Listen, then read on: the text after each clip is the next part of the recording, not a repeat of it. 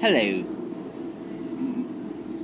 I'm here to discuss with you how to find the limit of an equation. So, what is the limit of this equation as x approaches 0? That is what we want to find. So, in order to find what the limit is as x approaches 0, we need to simplify this problem algebraically, and that is in general how we solve the limit of a problem. What is the solution to the problem algebraically? So we have x squared minus 6x over x. So we need to solve this algebraically. Let's take the entire the numerator, and multiply everything by x. So let's simplify this problem. Okay. X over x minus 6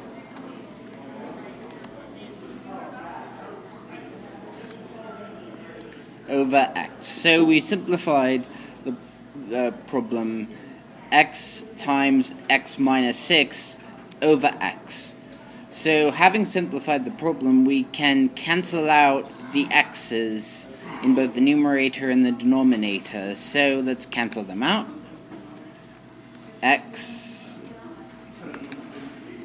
And we're left with the equation equaling x minus 6. So as x approaches 0, what's the limit? So as x approaches 0, 0 minus 6 is negative 6. So negative 6 is the solution to this problem. Now let's look at another problem.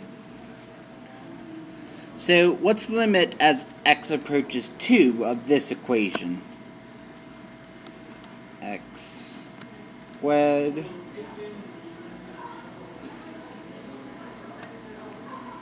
plus 6x minus 16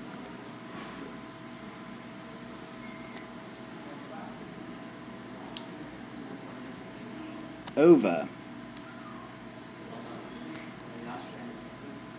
x minus 2. Let's get the denominator in a better form here. So x squared plus 6x minus 16 divided by x minus 2. So as the limit x approaches 2, what's the limit of this? So let's simplify the equation again. So we have here, let's simplify it. So, here we go. We can simplify this problem. Let's do it. X minus 2.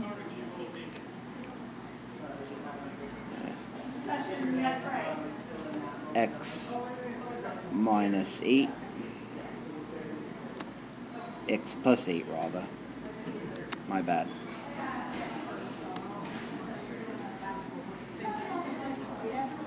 It is, let's see, over x minus 2. So we can take out the x minus 2 on both the numerator and the denominator to simplify this. So let's take x minus 2 out of both the numerator and the denominator. And we're left with x plus 8. So as x approaches 2, what does this equal? Well, 2 plus 8 is 10. So the solution is 10. 1, 0, 10. That is the solution to our problem. Let's do another problem. So the limit as x approaches infinity now. We're getting into the abstract here. Infinity. X approaches infinity of 2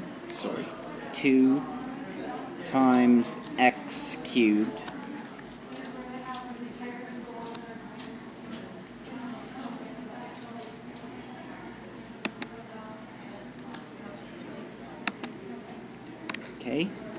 2x cubed plus 3x minus 2. We have that as our first line of the problem, divided by the denominator here, 4x squared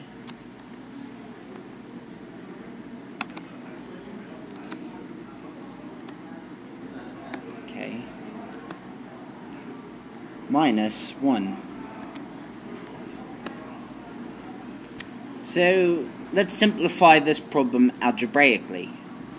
So we can simplify the problem by taking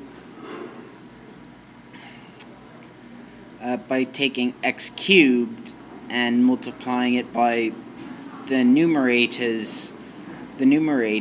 and we can take x squared and multiply it by the denominator. So what do we get? Well, we get a rather complicated mess of a problem, I call it. So here's what we get for our simplified solution. 2 plus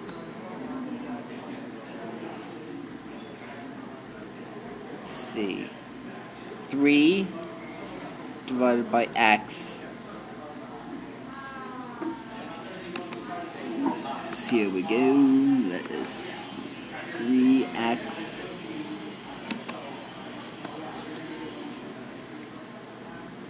minus 2 over x squared. First we need to get that all in the denominator, the numerator.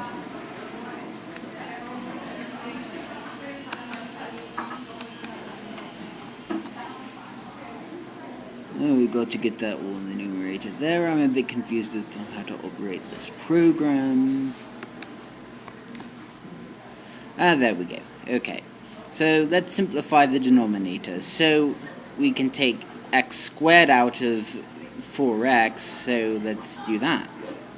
So 4